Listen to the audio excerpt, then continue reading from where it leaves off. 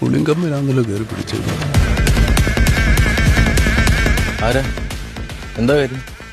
കാര്യം എന്നാന്ന് ചോദിച്ചാ ഒരു കല്യാണക്കാരിയോട്ട് വന്നതാ. ചെറുക്കൻ നിങ്ങൾ പറഞ്ഞാൽ അറിയും.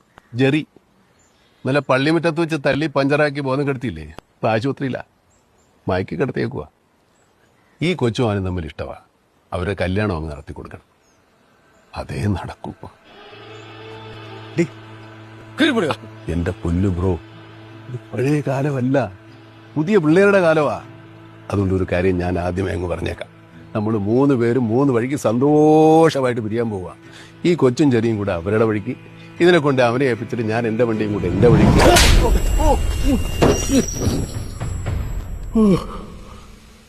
എന്റെ പൊന്നുമാതാവേ, ഇത് എന്നാ ഭാവിച്ചോണ്ട് ആ തള്ളയെ കൊണ്ട് എന്നെ കൊല്ലിക്കാനുള്ള പരിപാടി വല്ലതും ആണോ?